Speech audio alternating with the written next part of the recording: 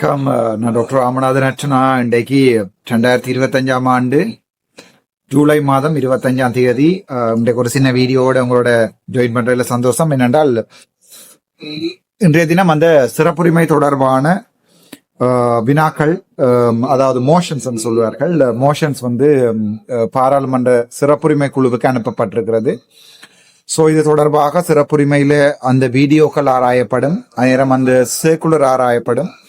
அதே நேரம் அந்த சர்க்குலர் அடிப்படையில எந்த அடிப்படையில, இப்போ உதாரணத்துக்கு நான் சொல்லியிருக்கிறேன், அந்த 26வது செக்ஷன் 33வது செக்ஷன் சொல்லுகிறது, ஒரு தேசிய பட்டியல் எம்பி ஒரு ஆள் டிசிசி மீட்டிங்கு கலந்து கொள்ளலாம். அந்த கலந்து கொண்டு அவருடைய ஒதுக்கப்பட்ட பணங்கள் தொடர்பாக கதைக்கலாம் என்றுதான் அந்த சர்க்குலர் இருக்கிறது.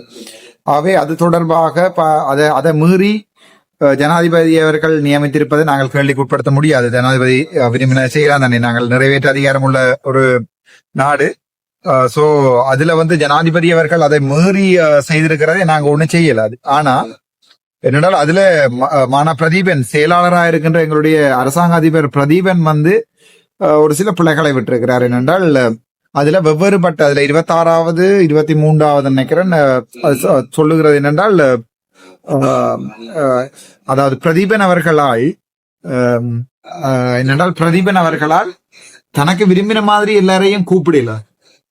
அதாவது அதுல கிடக்கு ஒரு வசனத்துல, அதாவது தேவையேற்படின் அழைக்கப்படுகின்ற சந்தர்ப்பங்கள்ல அழைக்கப்படக்கூடியதாக இருப்பினும் அதுக்கு பிரேசபையில தவிசாளர்களை கூப்பிடலாது. அப்படி கூப்பிடுவதாக இருந்தால் வெவ்வேறு மட்ட தலைவர்களை கூப்பிடுறதுல வெவ்வேறு மட்ட உறுப்பினர்களை கூப்பிடுறதா இருந்தால் அந்த விடயம் தொடர்பாக மீட்டிங் கொண்டு வச்சு அதுக்கு அவருடைய எழுத்து மூல ஆன்சரை தான் இங்கே கொண்ட மீட்டிங்ல கொடுக்கலாமே ஒழிய அவர்களை அழைக்க முடியாதுன்னு தெளிவாக இருக்கிறது. ஆகவே அதுல ஒரு சட்ட சிக்கல் வரும். எங்களுடைய கௌரவ பாராளுமன்ற உறுப்பினரும் அமைச்சருமாகிய எங்களுடைய இவருக்கும் நாங்கள் ட்ரை பண்றது மேக்சிமம் என்னென்றால், ஒரு ஒழுங்கான மீட்டிங் ஒன்றை நடத்தி ஒழுங்கான ஒரு ஃப்ரூட்ஃபுல்லான மீட்டிங், ஒரு ப்ரொடக்டிவான மீட்டிங் ஒன்றை வைக்கணும் தான் நான் எதிர்பார்க்கிறேனே ஒழிய அவர் வரக்கூடா இவர் வரக்கூடாது நான் இங்க செய்யல. நான் சும்மா மயக்க வேண்டி கௌரவ அமைச்சர்களே கத்துறதுக்கு இது ஒன்றும் உங்களோட சைக்கிள் கட்சியின் விகார பிரச்சனை இல்லை.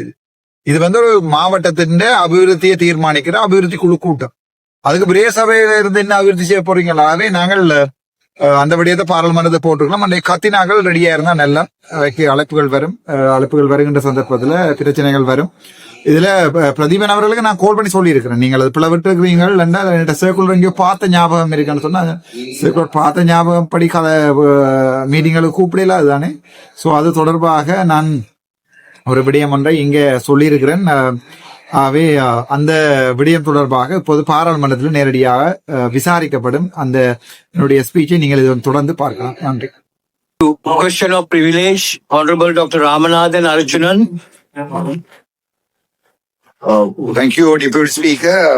I have given this letter in English and I have attached another Tamil translation. So I'm going to read the Tamil translation which I requested in the letter as well. நன்றி.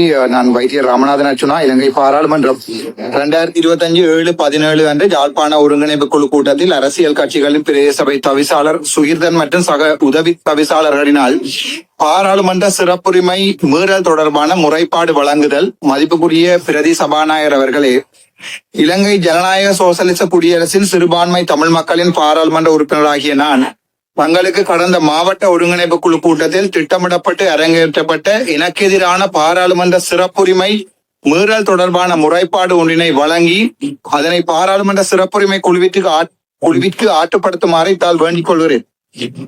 கடந்த யாழ்ப்பாண மாவட்ட ஒருங்கிணைப்பு குழு கூட்டம் கௌரவ அமைச்சரும் பாராளுமன்ற உறுப்பினரும் ஆகிய ராமலிங்கம் சந்திரசேகர் அவர்களால் 17/7/2025 அன்று செயலாளர் மற்றும் அரசாங்க அதிபர், அதை தவிர ஆளுநர் அவர்களால் ஒன்று கூடல் செய்யப்பட்டது. இந்த கூட்டம் எவ்வாறு அமைக்கப்பட வேண்டும் என்பது தொடர்பாக தேசிய பாதுகாப்பு, உள்நாட்டு அலுவல்கள் மற்றும் ராஜாங்க அமைச்சினால் 2022ஆம் ஆண்டு வெளியிடப்பட்ட சுற்றறிக்கை இலக்கம் 2022-1 இன் அடிப்படையில் தெளிவாக கூறப்பட்டிருக்கின்ற போதும் அரசாங்க அதிபர் செயலாளர் என்ற அடிப்படையில் இந்த கூட்டத்திற்கு அழைக்க முடியாத உள்ளூராட்சி தவிசாளர்களை அழைத்திருந்தது இங்கே சுட்டி காட்டப்பட வேண்டிய ஒன்றாகும். மேலும் சுற்றறிக்கையின் 33வது பந்தியின் மூலம் தகுதியற்ற ஒருங்கிணைப்பு தலைவர் ஒருவரை தேசிய பட்டியல் பாராளுமன்ற உறுப்பினராக இருந்திருந்தும் நியமித்திருப்பதால் இவ்வாறான குழப்பங்கள் ஏற்படுகிற என்பதை சபைக்கு தெரிவிக்க விரும்புகின்றேன்.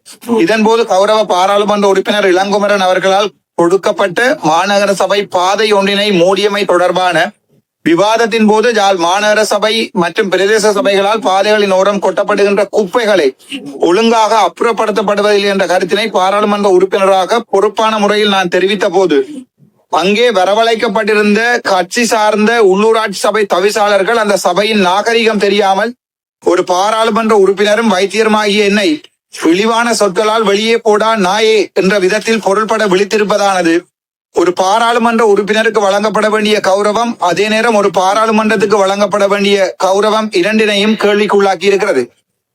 இதன் அடிப்படையில் சுற்று நிரூபத்தின் வரம்புகளை மீறி ஜனாதிபதி தலைவரை தெரிவு செய்திருப்பதும், அவர் உள்ளூராட்சி சபை தவிசாளர்களை அழைத்திருந்ததும், அதே நேரம் அதே தவிசாளர்கள் முறைகேடாக நடந்தபோது அந்த கூட்டத்தினை ஒழுங்காக நடத்தி செல்லாததும் ஒரு பாரிய குறைபாடாக நான் கருதுகிறேன். இதன் அடிப்படையில் சம்பந்தப்பட்ட தவிசாளர்கள் பாராளுமன்ற சிறப்பு உரிமை குழுவிற்கு அழைக்கப்பட்டு அதற்குரிய விசாரணைகள் சரியான முறையில் நடைமுறைப்படுத்தப்பட்டு ஒரு பாராளுமன்ற உறுப்பினருக்கு ஏற்படுத்தப்பட்ட களங்கம் மற்றும் இந்த உயரிய சபைக்கு ஏற்படுத்தப்பட்ட களங்கம் தொடர்பாக தயவு செய்து நடவடிக்கை எடுக்கவும், அதே நேரம் இவ்வாறான நடவடிக்கைகள் மீண்டும் தொடராமல் இருப்பதற்கு சம்பந்தப்பட்ட உள்ளூராட்சி ஆணையாளருக்கு எழுத்து மூலமாக அறிவுறுத்தல் ஒன்றை வழங்கவும், அதே நேரம் மாவட்ட அபிவிருத்தி குழு கூட்டங்களுக்கு அழைக்கப்பட வேண்டிய பிரதிநிதிகளை மாத்திரமே அழைக்கப்பட வேண்டும் என்ற அடிப்படையிலான சுற்று நிரூபத்தின் ஒழுங்கமைப்பு பேணப்பட்டு அதற்குரிய நடவடிக்கைகள் எடுக்கப்பட வேண்டும் என்பதை நான் தயவாக கேட்டுக்கொள்கிறேன். மத்திய அரசினால் மாவட்டத்துக்கு வழங்கப்படுகின்ற ஒதுக்கப்படுகின்ற பணம் தொடர்பான அபிவிருத்தி குழு கூட்டங்களுக்கு அதற்கு சம்பந்தமில்லாத உள்ளூராட்சி சபை தவிசாளர்களை அழைத்ததன் மூலம் சுற்று நிரூபத்தை யாழ்ப்பாண அரசாங்க அதிபர் அவர்கள் மீறி இருக்கிறார் என்பதையும் கருத்தில் கொண்டு அது தொடர்பான பூர்வாங்க விசாரணைகளை ஆரம்பிக்க சம்பந்தப்பட்ட அமைச்சுக்கு அறிவுறுத்தலை வழங்குமாறு பணிவன்புடன் கேட்டுக்கொள்கிறேன். மேலும் குறிப்பிட்டதொரு பிரச்சனைக்குரிய தீர்மானம் எடுப்பதற்கு அல்லது தீர்மானம் எடுக்கும் வகையில் அது ஆதரவு வழங்குவதற்கு மாவட்ட ஒருங்கிணைப்பு குழு கூட்டத்துக்கு அல்லது பிரதேச ஒருங்கிணைப்பு குழு கூட்டத்துக்கு என பல்வேறு மட்டத்திலான நபர்களை அழைக்க முடியாது.